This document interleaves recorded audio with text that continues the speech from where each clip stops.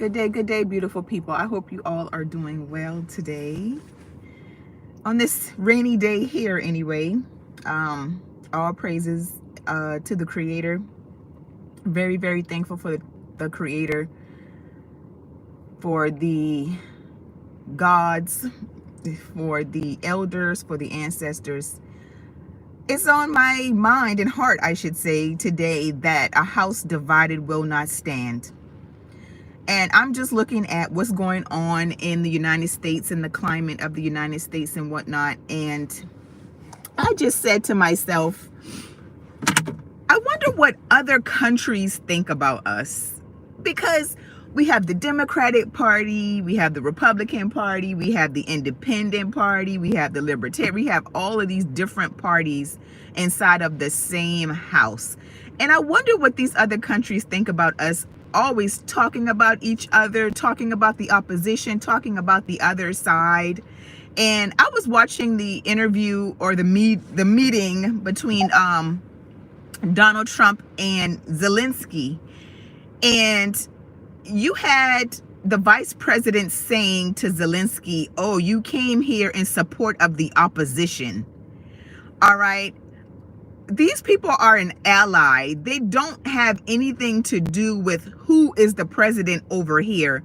It's the country that's their ally. It's not the individual. And so when I heard that, I said, wow, you're holding something against this man because he came over here and spoke with Kamala Harris, or Vice President Kamala Harris, about something, or showed some type of support or whatnot, when he's doing the same for you. You're just mad that he had interaction with her. And it's just a weird look and a weird feeling, and it doesn't look good at all. I rarely see other countries bicker back and forth like this. Once the party wins, they win, and they just keep moving on. We have to show a united front. And if this country doesn't think that people see, or other countries see, the holes in our system and the holes in how we interact with each other, we have another thing coming. Hi, Emil. How are you today? Thank you for joining in the live. And a house divided, a lot of people think it came from Abraham Lincoln, but a house divided is actually a biblical scripture. A house divided will not stand. A house divided cannot stand. And Abraham Lincoln said this during the Civil War, because it is true. You can only do it but so long, and eventually either you're going to eat yourself from the inside out, or an enemy is going to come in and eat you from the outside in. And a house divided can be applied to any and everything. It can be applied to family relationships. It's definitely applied to marriage as well. So if nothing else, the United States and us as a whole, as a family, as community, as husband and wives, children, and whatever, we need to come to a point where we are putting on a united front. Even if it is a front, we don't need to be showing the outside, the opposition, our enemies, that we don't get along and that we don't like each other, that we have agreements and things like that. Whatever arguments or disagreements that we're having, we need to have those behind closed doors.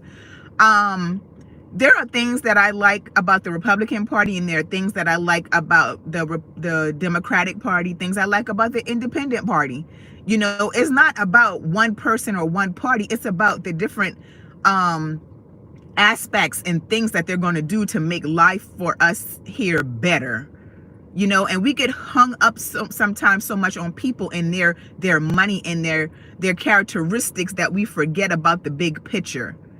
But I said all of that to say again that, the way we're looking right now out in these streets is not good. It's not a good look for us to be battling, bickering. And to a certain degree, even if we disagree with our president, we still need to not show that to the rest of the world. Those are things that needs to be fought out in-house. Okay? Because these people are using these things against us. And we may not think so, but they are. They're finding any and every way they can put their foot in the door, because what's at the top is not always going to stay at the top. you know. And a lot of people think, oh, well, that's never going to happen. Kingdoms fall, marriages fail, relationships fail, and most of the time it's because of an outside source. All right, so I want to greet you all and acknowledge you all. Hi, Zaid Khan, how are you? Aman, Emil, David, someone's in your back seat. No one's in my back seat, my love. If you see someone in my back seat, it's a spirit, because it's just me right now. And I hope it's a good spirit if it is one back there. Trump, let's see, Trump 24, 2020, 2086. That's not going to happen, David, but I hear you. Whoever you support, it doesn't really matter. Like I said, it's about what's best for the totality of the country. Kaden Naranjo, oh, you're saying hello to David. And see, that's another thing. That's what I'm talking about, a house divided. It's like, okay, we're putting candidates against each other. And what's the point? What's the point? People have a rotation in and out of these seats, and that's for a reason, so that one person doesn't get too much power. And I'm glad, and it has to be that way. But, you know, you have common citizens fighting and bickering and acting like, you know, like, oh, one opponent is better than the other, and one won and one didn't, and oh my, you know, he's my president, and okay, whatever. But guess what? Whatever he's doing is going to affect you too. So don't act like it's all gravy. There are some policies that are going to affect you too. Let's see, Mr. David, and not in a good way. But anyway, my day's been pretty good, Kaden, and thank you so much for asking. It means a lot that you ask. I'm not going to complain. I could, but I won't, because everyone has their problems. And as you hear what I'm talking about right now, this whole country has a problem. We have a serious problem, and we can't continue to piss people off, and we can't continue to do whatever it is we want. And you can't continue to gaslight people. You can't continue to treat your own citizens a certain way. It's just the powers that be just aren't going to allow that to continue, you know. User, do you think I can buy a motorbike? My girlfriend is on bad terms with me because I don't have a car. What do you think you should do? You're 18 years old. Yes, I do. This is a little bit off the topic, user, but I'm going to answer you. I think you should buy the motorbike. You should buy any means of transportation that you can, because speaking from a woman's point of view, we want you to be independent. We want to be able to depend on you. And you need a vehicle in order to secure yourself. You need a vehicle to be able to bring in income and to be mobile. We don't want our men to be dependent on us. We want to be able to depend on you. It's about, you know, resources, and it's more about security. So whatever type of motor vehicle you can get to get yourself around from point A to B to get where you want to be, you should go ahead and get that. If it's a motorbike, a moped, a bicycle, whatever you have to do to get you where you need to be, to take those steps. And remember, it's a step, stepping stones, you know, domino effect. You start there. All right. Hi, DP. We can allow men and women's sports. I mean, it's already being allowed. It's so many things that you know probably shouldn't be, depending on your perspective, that already are.